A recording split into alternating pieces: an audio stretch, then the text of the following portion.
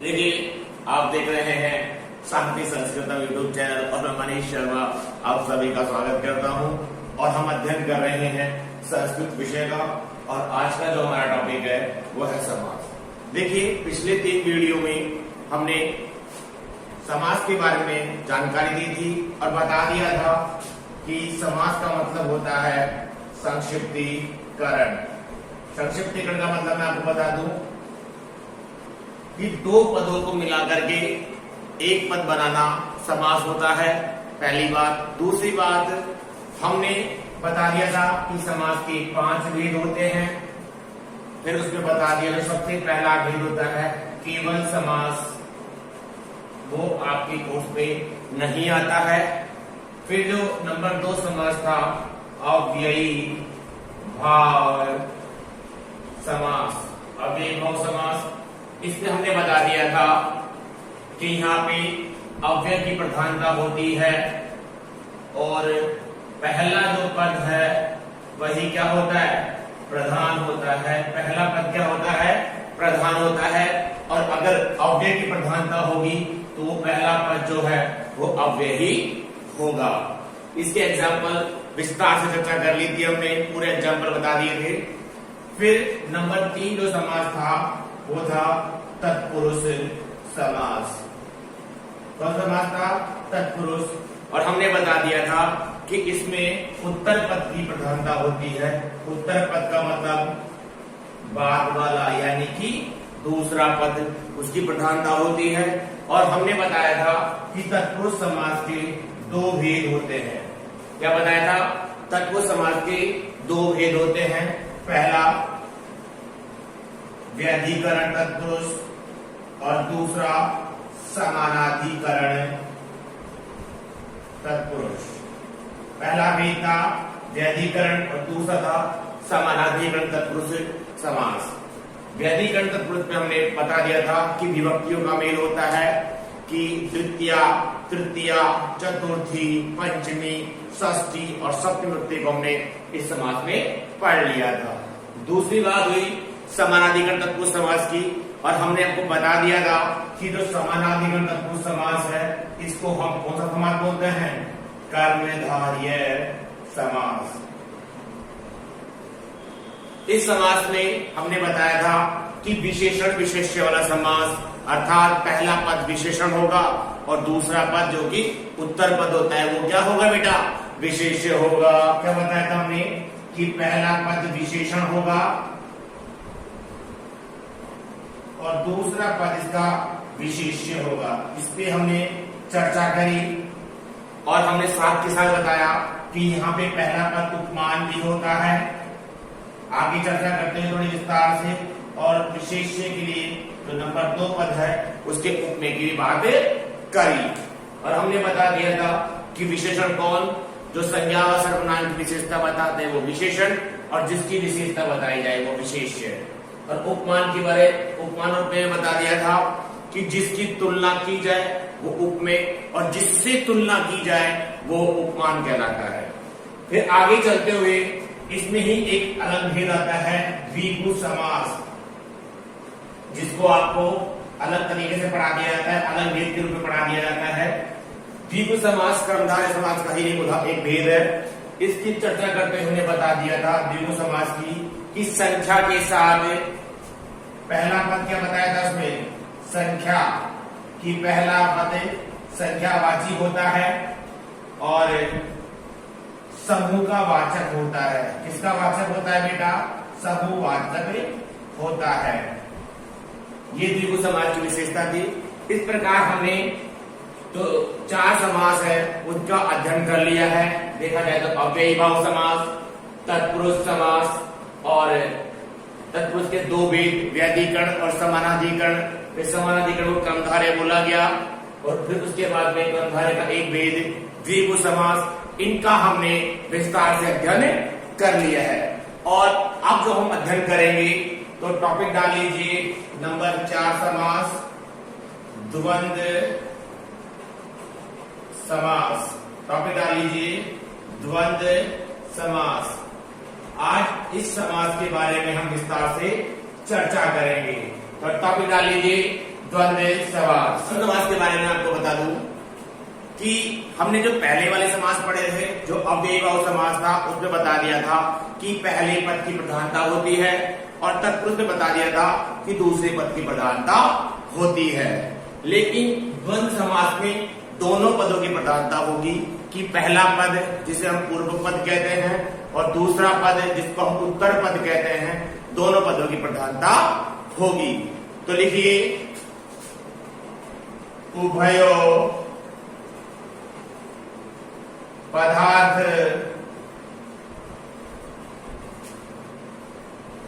प्रधाने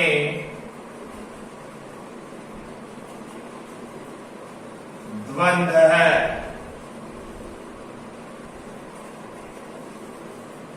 उभयो पदार्थ प्रधाने, उभयो का मतलब दोनों, उभयो का मतलब क्या होता है बेटा? दोनों। पदार्थ का मतलब पद, प्रधाने कि जहां पे दोनों पद प्रधान होंगे वो कौन सा समास होगा? द्वंद्व समास होगा। लिख लीजिए, फिर इसकी परिभाषा लिखते हैं। लिख लीजिए, आगे चलते हैं, परिभाषा लिखते हैं इसकी।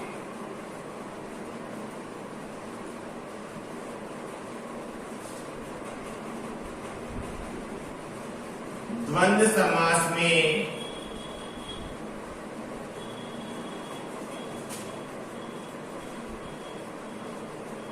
दोनों पदों की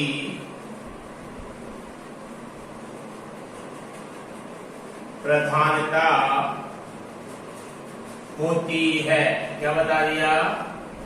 कि द्वंद्व समास में दोनों पदों की प्रधानता होती है। किसकी प्रधानता होती है? दोनों पदों की प्रधानता होती है। किसमें? द्वंद्व समास में। देखिए,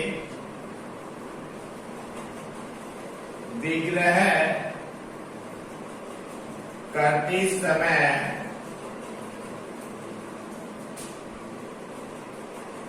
दोनों पदों के बीच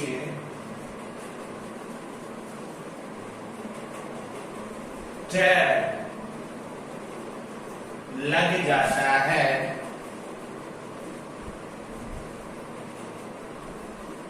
चला जाएगा। विग्रह करते समय दोनों पदों के बीच च लगे जाता है। जैसे एग्जांपल देखिए, यहां पर मैं करके दिखाता हूं। रामश्च लक्ष्मणश्च, क्या बन गया? देखिए क्या लगा? च, रामश्च, राम और लक्ष्मण। समझ में आया ना? दोनों पदों से क्या लग गया? च लग गया।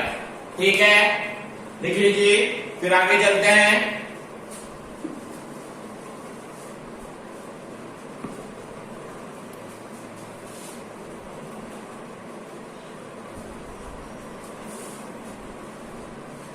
लिखिए,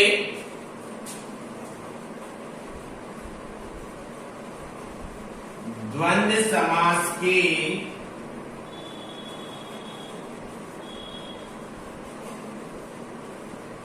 तीन भेद होते हैं। द्वंद्व समास के कितने भेद होते हैं बेटा?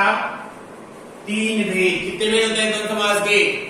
तीन भेद होते हैं। लिख लीजिए, द्वंद्व समास के तीन भेद होते हैं। लिख लीजिए। फिर आगे चलते हैं। पर एक इतरेतर योग द्वंद्व। कौन सा? इतरेतर योग द्वंद्व। ठीक है। नंबर 2 एक शेष द्वंद्व। ठीक है। और नंबर 3 समाहार है।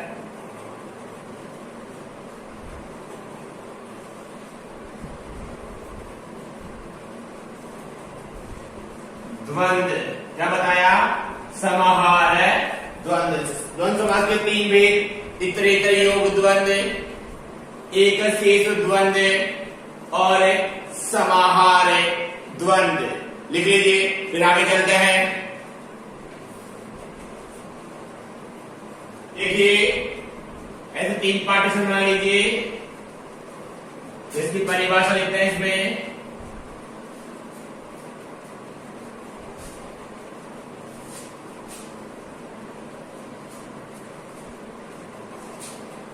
नंबर 1 नंबर 1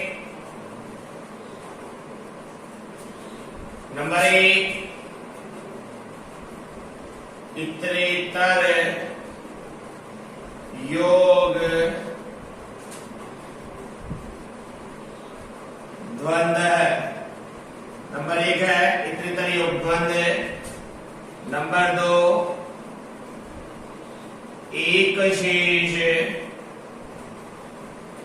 द्वंद्व। और नंबर 3 है समाहार द्वंद्व है।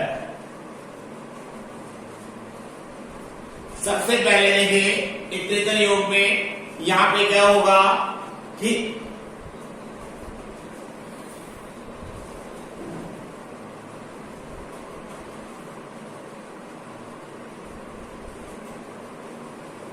सबसे पहले देखिए इतरेतर योग में क्या होगा, 2 या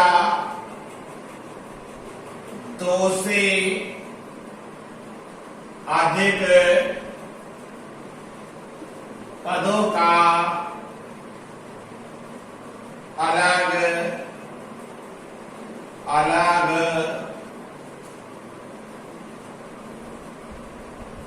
अस्तित्व होगा। समझ में बता दिया कि इसमें क्या बताया कि 2 या 2 से अधिक पदों का अलग अलग अस्तित्व होगा। ऐसा नहीं कि दोनों पद एक जैसे होंगे। जैसे बताया राम और लक्ष्मण, श्याम घनश्याम, भीम अर्जुन, दोनों पदों का अलग अलग अर्थ होगा। इधर लिखिए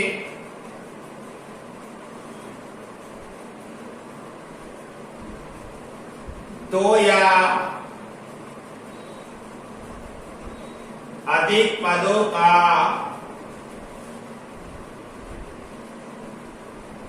एक शेष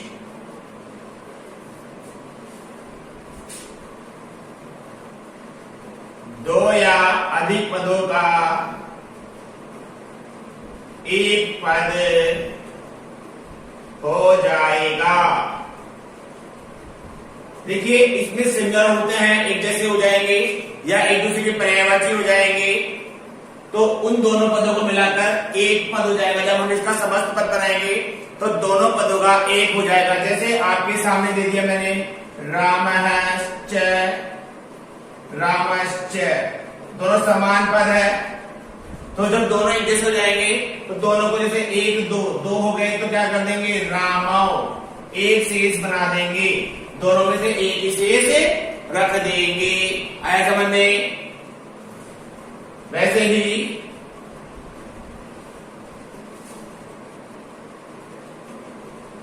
दो या अधिक पदों का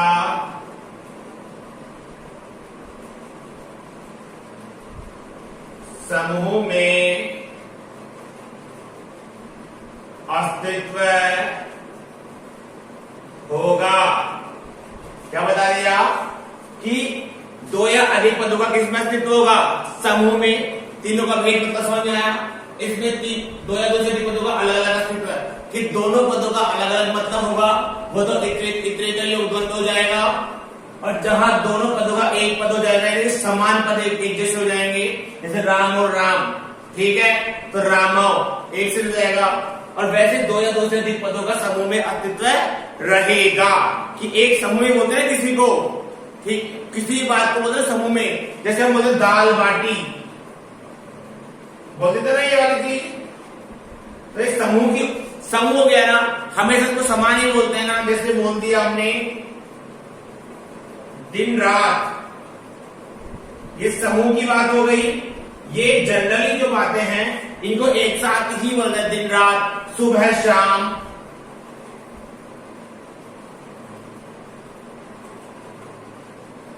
जनरली बोलते हैं ना इनको, कुत्ता बिल्ली,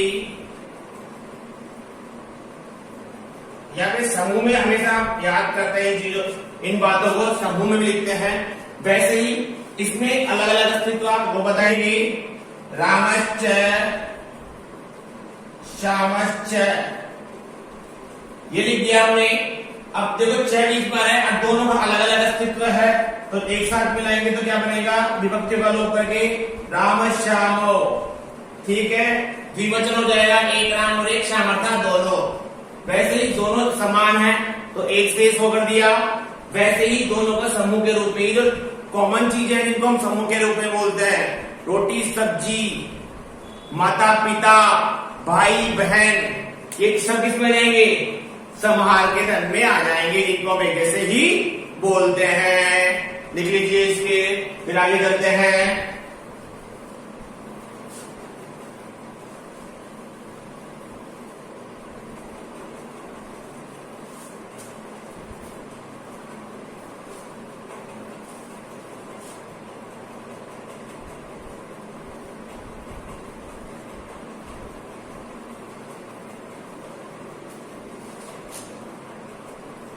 लिखिए, देखिए, समस्त पद में दो पद होने पर द्विवचन तथा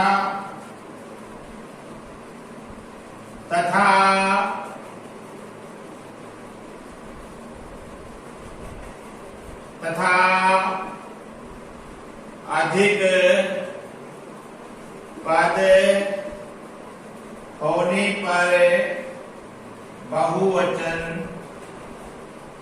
होगा। बहुवचन में बनेगा। आगे समझ में, इस समस्त पद में दो पद होने पर, जब समस्त पद होगा, दो पद हो जाएंगे तो द्विवचन बनेगा, और अधिक पद होंगे तो बहुवचन में बनेगा। देख लीजिए, चाहे वो कोई सा भी लिंग हो, ठीक है, चाहे वो कोई सा भी लिंग हो। आगे देखिए, लिंग का निर्धारण उत्तर पद की अनुसार होगा। लिंग का निर्धारण कैसे होगा, जो उत्तर पद यानी कि बाद वाला पद है उसके अनुसार हो जाएगा। ठीक है, इधर लिखिए, दो पदों के स्थान पर एक शेष हुआ हो तो द्विवचन तथा अधिक पदों के स्थान पर हुआ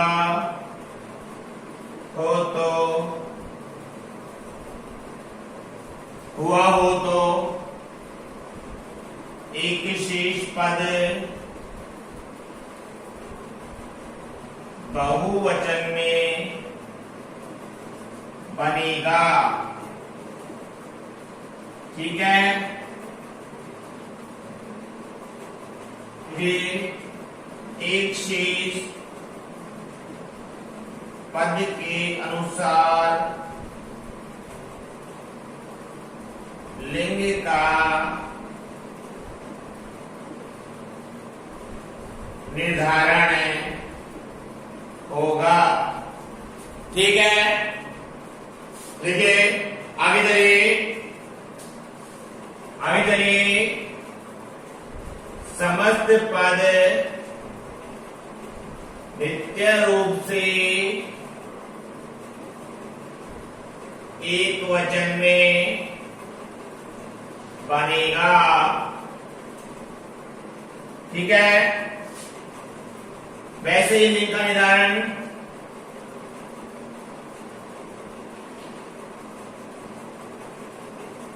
समाहार द्वंद्व का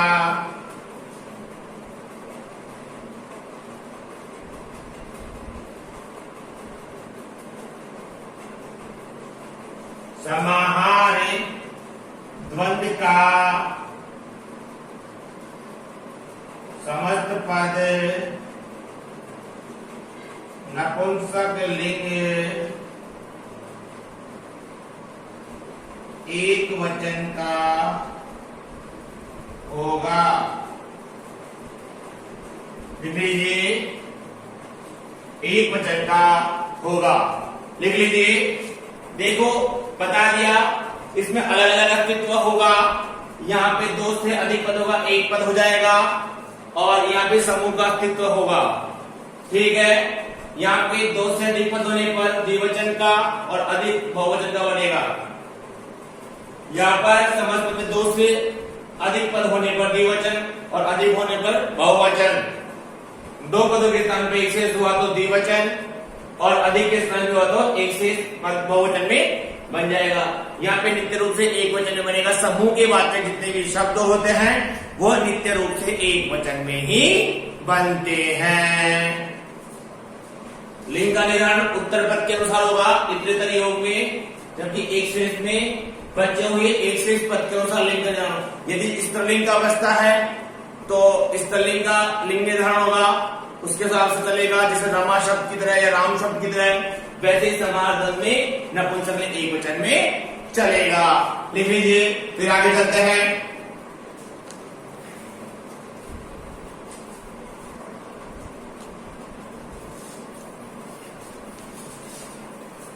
अब देखिए एग्जाम्पल करते हैं। सबसे पहला है इतरेतर योग द्वंद्व है। सबसे पहला कौन सा है? इतरेतर योग द्वंद्व है। एक तरफ लिख लीजिए विग्रह पद और एक तरफ लिख लीजिए समस्त पद। देखिए रामश्च कृष्णश्च। रामश्च कृष्णश्च, राम च का मतलब होता है और, कृष्ण राम और कृष्ण। अब देखो एक राम है और एक कृष्ण है, प्लस कितने हो गए? दो, यानी कि वाक्य यानी कि शब्द कौन से वचन का हो गया? द्विवचन का हो गया। अब द्विवचन में क्या बनेगा? राम पहला पद, ये कृष्ण भी पुल्लिंग है, कृष्ण और माता जाएगी कृष्णाओ। पढ़ते हो ना राम शब्द में, राम है, रामाओ, रामहा पढ़ा होगा आपने विद्यालय में। राम क्या बना? रामश्च कृष्णश्च राम कृष्णाओ।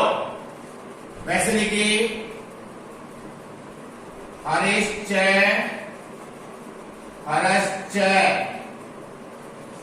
हरिश्च हरश्च क्या बनेगा? हरि हराओ, हरि हराओ। वैसे ही शिवश्च केशवश्च, शिव और केशव। केशव किसको बोला गया? भगवान कृष्ण को। क्या बन गया? शिव केशवाओ बना लीजिए।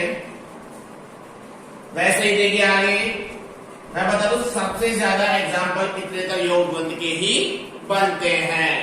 ठीक है, आगे लिखिए भीमश्च अर्जुनश्च। क्या बन गया? भीम, आगे स्वर है तो दीर्घ संधि का कार्य भी हो जाएगा। भीमार्जुनाओ क्या बन गया? भीमार्जुनाओ। बना लीजिए। कैसे बना? विष्णुश्च रुद्रश्च, क्या बन गया?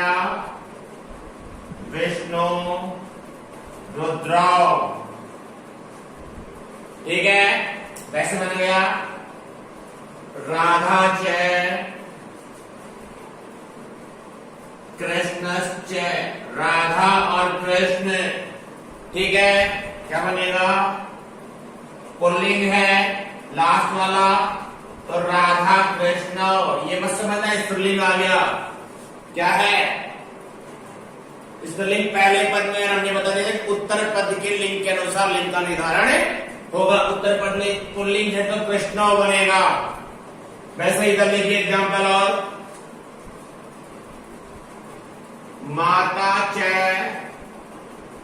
पिता च, क्या बनेगा? पिता सबसे वचन बनता है पितरौ, माता पितरौ, याद रखना पिताओं नहीं करना है, पितरौ करना है, ध्यान रखना विशेष रूप से, ठीक है। एक और लिखिए इस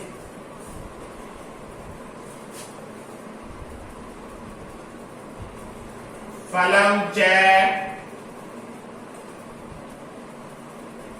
पुष्पम च, फल और फूल, क्या बनेगा? फल पुष्पी, क्योंकि फल सबसे बड़ा नपुंसक लिंग है। कैसे बनेगा? फलम फले फलानी, तो द्विवचन में क्या आएगा?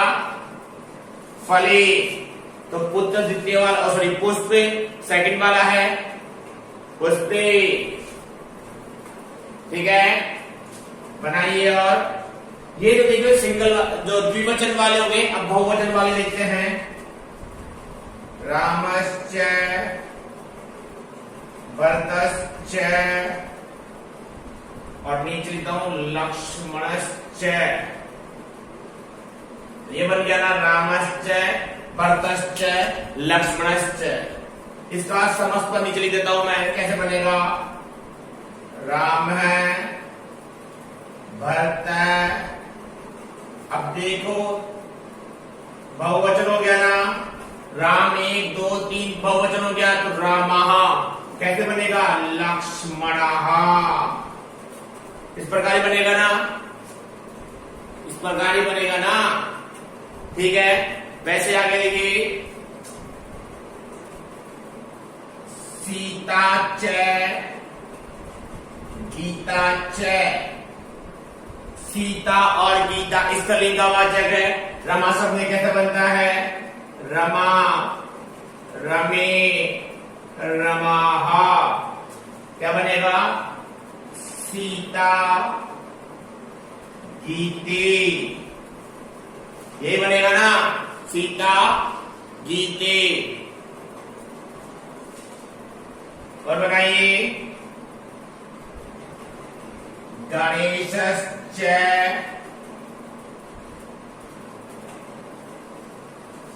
और बनाइए गणेशश्च कार्तिकश्च, क्या बनेगा?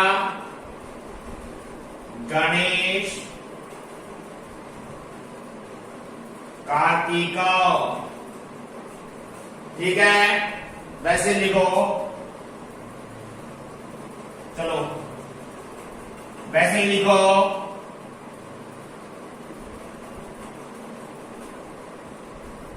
विष्णुश्च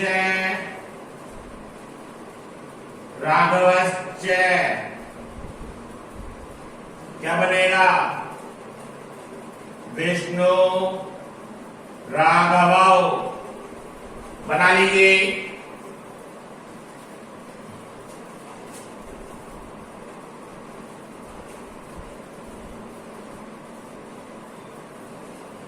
सर्वाधिक इतरेतर योग के उदाहरण देखने को मिलते हैं।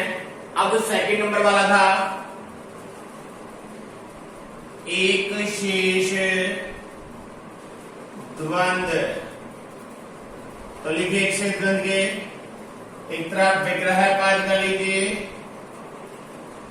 और एक तरफ समस्त पद।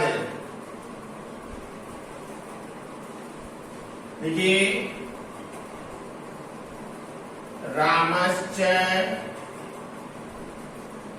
रामश्च समान पद है, एक राम और दो राम। कैसे बनेगा? एक शेष कर दिया इसको, रामाव। ठीक है, वो दिक्कत। वैसे लिखिए पुत्रश्च और सुनुश्च। सुनो बोला गया है पुत्र को, क्या किसको बोला गया है? पुत्र को। तो पुत्र का पर्यायवाची क्या है? सुनु। तो क्या बनेगा? पुत्र। क्या बनेगा? पुत्री। आगे चलिए, हरिश्च, हरिश्च, हरे नहीं है, हरि है, दोनों समान है। तो हरि सबसे बनाओगे, हरि, हरि। ठीक है, ये तो समान वाले हो गए। अब जैसे स्त्रीलिंग और पुल्लिंग की बात की जाती है, जैसे पति पत्नी, इसमें पति का नाम आगे सॉरी, ये तो हो गई समान वाली। अब बात करते हैं पति पत्नी जो होते हैं, या ये बात हो गई, ये बात हो गई समान पद वाली। अब जैसे भाई बहन, बालक बालिका ऐसे भी जब आ जाते हैं तब आपको एक शेष करना पड़ता है।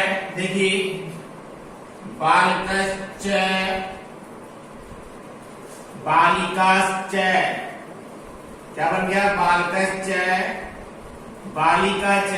ऐसे भी बन जाता है, तो इसमें पुल्लिंग वाला ही भाव हो जाता है। क्या बनेगा? बालकाओ। ठीक है, वैसे ही आ गया पुत्रश्च, पुत्रीच, वो आ जाएगा। और पुल्लिंग वाला जो शेष बचेगा उसी का करेंगे, तो क्या बनेगा? पुत्र। लिख लीजिए दोनों। और एक आ जाता है इसमें माता च, पिता च। यदि ऐसा बन जाता है ना, तो यहाँ पे पुल्लिंग वाला ही रह जाता है। तो क्या बनेगा?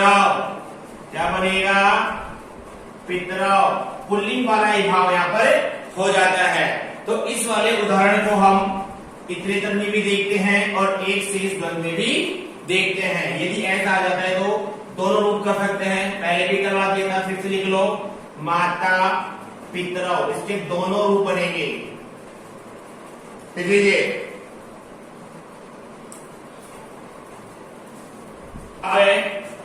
नंबर 3 समाहार द्वंद, जहां पे समूह का वाचक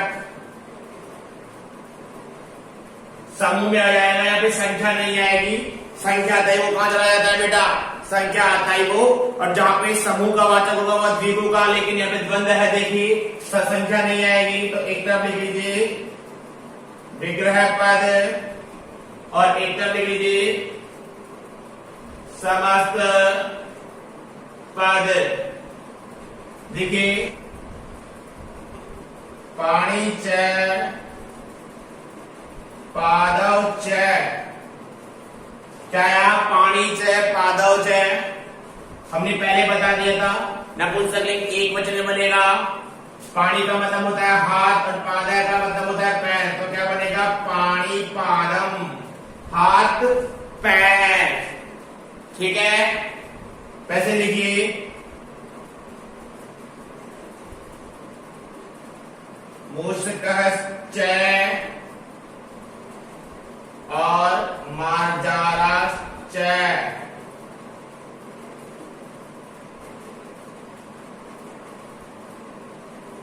मूषकश्च, मार्जाराश्च। मार्जार किसको बोला जाता है? बिल्ली को। चूहा और बिल्ली समूह में नाम आता है ना, तो कैसे लिखोगे? मूषक मार्जारम। लिख लीजिए। कंठश्च औष्ठौ च, कंठ और होठ क्या बनेगा? कंठौष्ठम।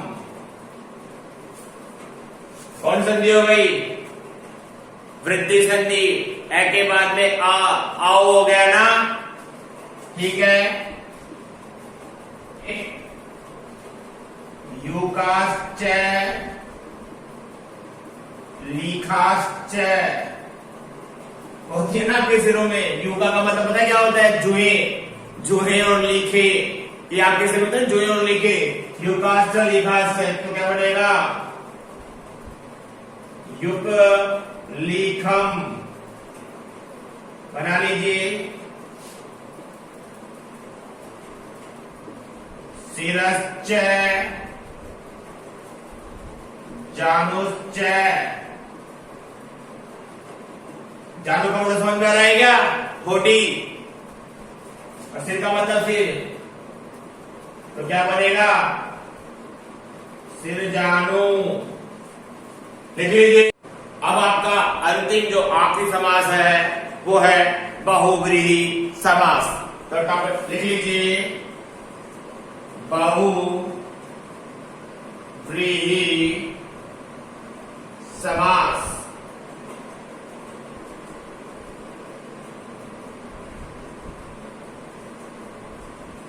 देखिए, इस समास में अन्य पद की प्रधानता होती है। कौन से पद की होती है बेटा? अन्य पद की प्रधानता होती है। किस समास में? बहुव्रीहि समास में ना तो पहले पद की प्रधानता होगी, ना ही दूसरे पद की प्रधानता होगी। उन दोनों पदों को मिलाकर कोई अन्य ही विशेषता उसकी बता दी जाएगी। तो लिख लीजिए, अन्य पदार्थ प्रधाने, अन्य पदार्थ प्रधाने बहुव्रीहि, कि जहां पे अन्य पद की प्रधानता होती है वहां पे बहुव्रीहि समास हो जाता है। परिभाषा लिखिए इसकी,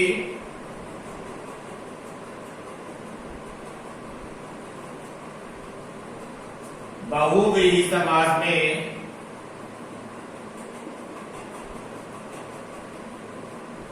बहुव्रीहि समास में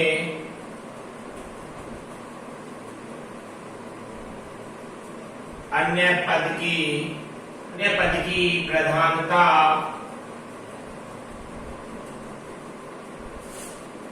होती है।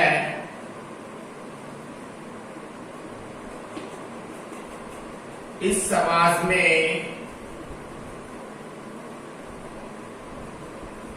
दोनों ही पद प्रधान नहीं होते हैं। आगे की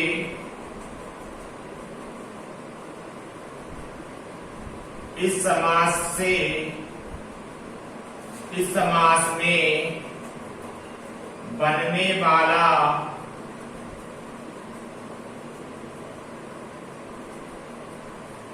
इस समास में बनने वाले समस्त पद के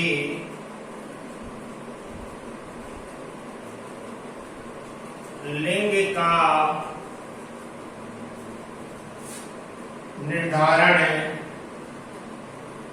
क्या बता दिया? इस समास में बनने वाले समस्त पद के लिंग का निर्धारण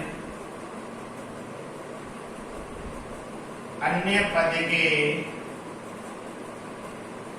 लिंग के अनुसार होता है। आया समझ में कि इस समास में बनने वाले समस्त पद के लिंग का निर्धारण अन्य पद के लिंग के अनुसार होता है। लिख लीजिए, फिर आगे बात करते हैं इसके एग्जाम्पलों की। लिख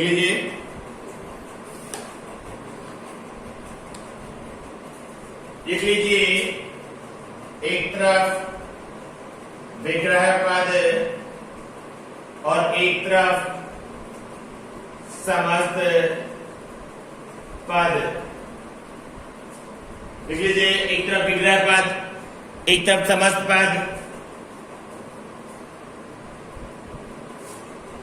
देखिए, शेखरे चंद्र है यस्य सह। ऐसे समझ में कि शेखरे चंद्र है यस्य सह। शेखर में, कि शिखर में चंद्रमा है जिसके वह है। स का मतलब वह, यस्य का मतलब जिसके। चंद्रमा है शिखर में, चंद्रमा है जिसके शिखर में। वो कौन है बेटा? भगवान शंकर ही तो है। तो क्या जाएगा? शेखर है। कौन है? चंद्रशेखर अर्थात भगवान शिव। ठीक है, वैसे लिखिए, एक है दंत है यस्य स। एक है दंत यस्य स, एक है दांत जिसके। स का मतलब वह कौन है? एक दंत है। एक दंत किसको बोला गया है बेटा? भगवान श्री गणेश जी को। सॉरी, यहां पे लिख लीजिए शिव भगवान, शंकर भगवान। कि एक दंत किसके है बेटा? भगवान श्री गणेश जी के। वैसे वीणा पाणौ यस्याः सा। स्त्रीलिंग का है तो सा हो जाएगा। कि वीणा है जिसके पाणों में, पाणों का मतलब हाथों में, यस्या मतलब सा का मतलब वह है, कि जिसका मतलब जिसके, सा का मतलब है कि वीणा है जिसके हाथों में। वह कौन है? वीणा पाणी अर्थात माते सरस्वती, हमारी विद्या की देवी। हमारी विद्या की देवी। ठीक है, वैसे लिखिए, उदरे उदरे मणि यस्य सह। उदर में मणि है जिसके, वह है। उदरे का मतलब उदर में, मणि का मतलब मणि किसके होती है बेटा? मृग के होती है ना, हिरण के। वो क्या है बेटा? उदर मणि अर्थात मृग है। मृग के होती है पेट में मणि। लिख लीजिए, फिर आगे चलते हैं।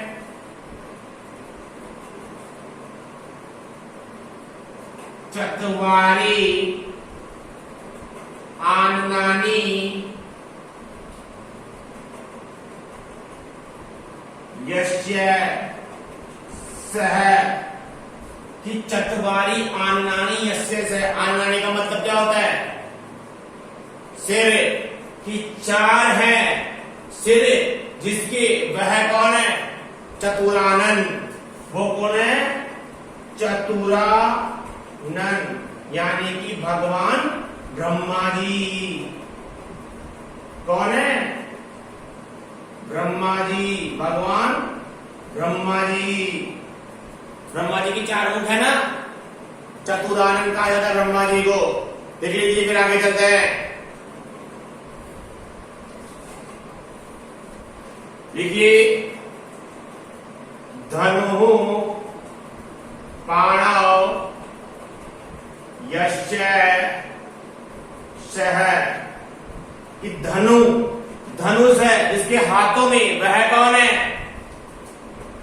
धनुष पाणी। किसके हाथों में था धनुष? अर्जुन। अब ये तो सब कहेंगे कि भगवान के हाथ में भी था, राम भगवान के हाथ में भी था, लेकिन फेमस अर्जुन ही है। भगवान तो खैर है, वो तो भगवान है, लेकिन इंसानों की बात करें तो अर्जुन फेमस है धनुष के लिए। तो अर्जुन लिखेंगे। देखिए, गदा पाणौ यस्य स। गदा है पानी में जिसके, वह कौन है? गदा पानी। गदा कौन किसके पास थी बेटा? भीम के पास। तो कौन हो गया वो गदा पानी? भीम। लिख लीजिए। चलिए आगे। 10 आननानि यस्य सह। सबको इसी एग्जाम्पल का रीड था, मुझे पता है, क्योंकि सबसे पहला एग्जाम्पल बहुव्रीहि समाज का यही है। 10 आननानि यस्य, 10 है से जिसके, वो कौन है? किडनैपर ऑफ सीता माता। किसका किडनैपर? सीता माता का किडनैपर। दशानन। दशानन का मतलब रावण। लिख लीजिए। कौन है? दशानन रावण है। लिखिए।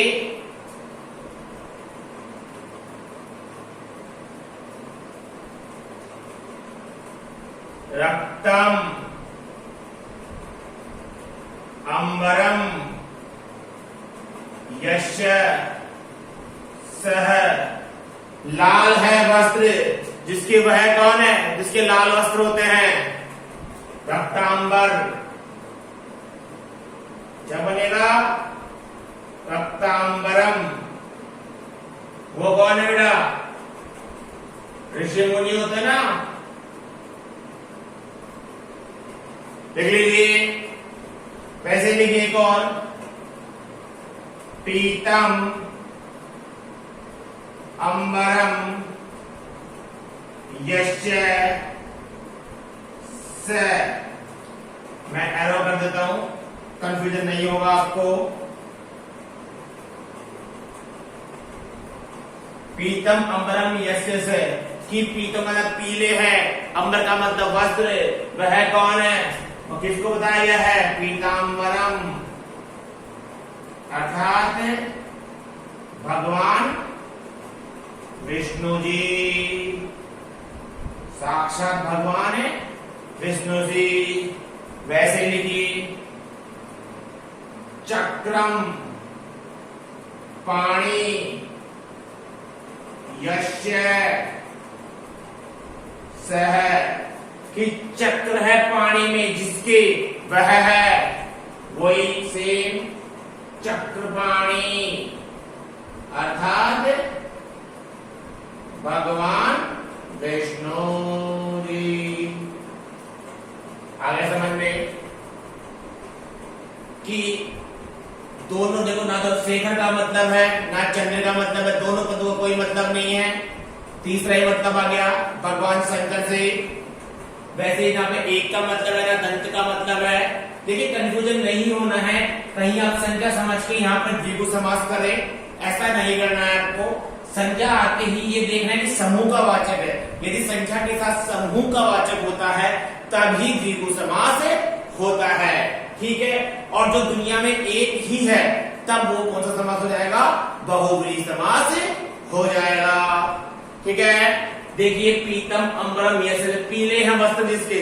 अब कई तो सोचते हैं कि बसंत पंचमी के दिन हम भी विद्यालय में पहन के चले जाते हैं, तो वो चीज नहीं, भगवान विष्णु को ही माना गया है पीतांबर।